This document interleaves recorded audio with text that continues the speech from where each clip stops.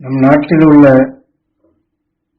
ஆலயங்களின் கோபுரங்கள் எல்லாம் உயர்ந்ததாகவும் அந்த கோபுரத்தினுடைய உச்சியிலே கலசங்கள் வைக்கப்பட்டிருப்பதையும் நாம் பார்த்திருக்கின்றோம்.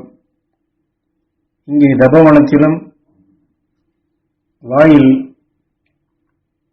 அதாவது தபோவன வாயிலில் கலசங்கள் மேலே பொருத்தப்பட்டிருக்கின்றது. தியானத்திலும் நாம் கலச நீரை வைத்துதான் தியானம் செய்கின்றோம். வீட்டிலும் அவ்வாறு தான் செய்கின்றோம்.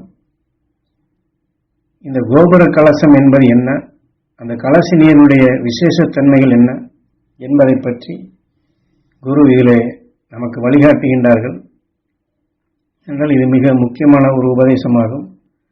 கலசம் என்பது நமது உயிரிலே,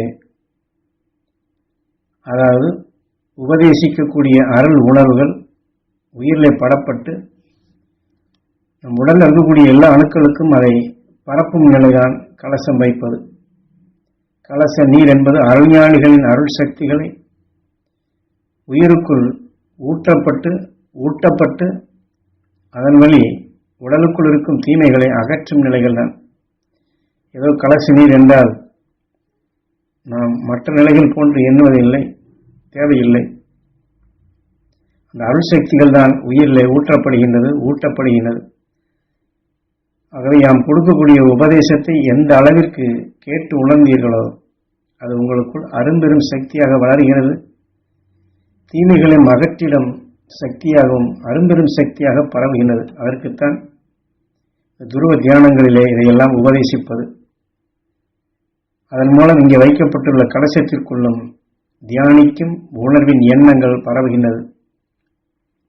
மனித உடலுக்குள் இந்த சிரசு, அதாவது நம்முடைய தலை கோபுரமாக இருக்கின்றது.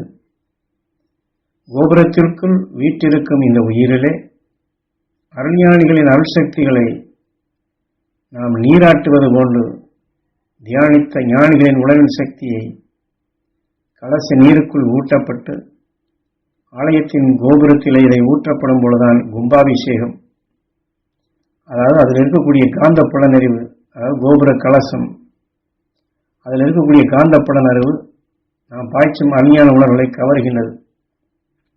இன்று எப்படி ரேடியோ டிவிக்களில் ஏரியல் ஆண்டனாக்களை வைத்து காற்றில் பரவி வருவதை இழுத்து நமக்கும் ஒளியாக அது கொடுக்கின்றதோ அதை போன்றுதான் ஞானிகள் உணர்வுகளை இந்த கலசம் நமக்கு இழுத்து கொடுக்கும். ஏன்னா அந்த கலசம் என்பது அது ஒரு செம்பு, அதற்குள் காந்த புலனறிவு உண்டு.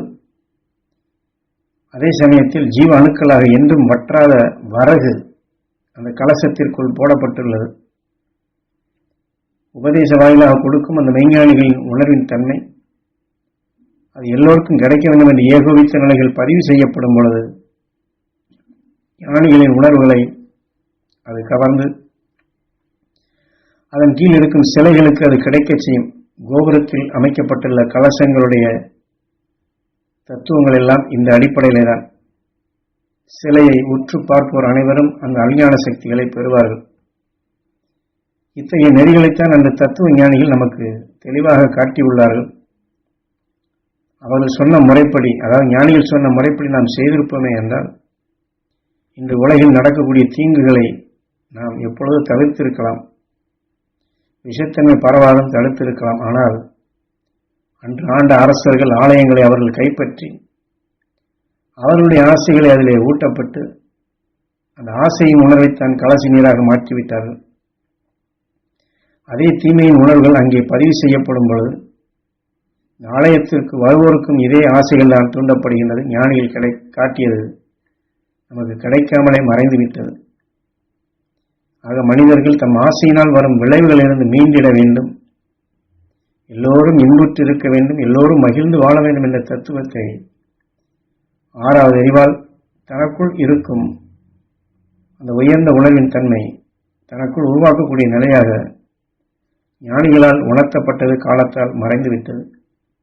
இனியாவது விஞ்ஞான உலகில் பேரழிவாக வந்து கொண்டிருக்கும் இந்த வேளையிலாவது கலச நீராட்டும் உணர்வின் ஆற்றல் ஆலயத்திற்குள் பெருகப்பட்டு ஆலயத்திற்கு வருவோர் அனைவரும் அதை நுகர்ந்து அவருக்குள் அறியாது சேர்ந்த தீமைகள் அகன்று மெய்ஞானிகளின் அருள்மொழிகளை பெற வேண்டும் என்று நமது குருநாதர் மாமகர்ஷி ஈஸ்வராயர் காட்டிய அருள்வழியில் இந்த உணரின் ஒளிகளை நாம் அனைவரும் பரப்புவோம்.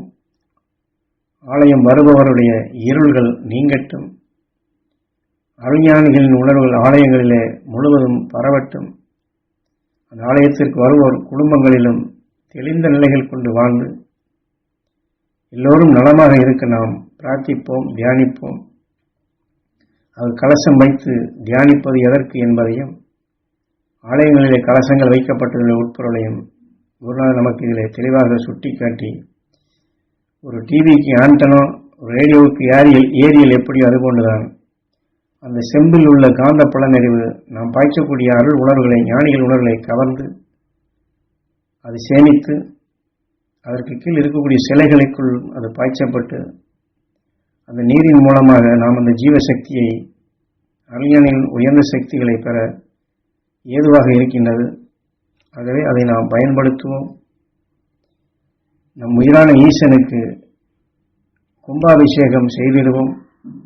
அந்த கலச நீர் மூலமாக ஞானிகள் உணர்வை நம் உயிரிலிருந்து உடலில் இருக்கக்கூடிய எல்லா அணுக்களுக்கும் நாம் அறிஞானி உணர்வை கும்பாபிஷேகம் செய்திடுவோம். அருள் நீராக நீராட்டுவோம். அதற்குண்டான விளக்க உரையைத்தான் இதில் நமக்கு ஞானகுரு தெளிவாக்கி உள்ளார்கள்.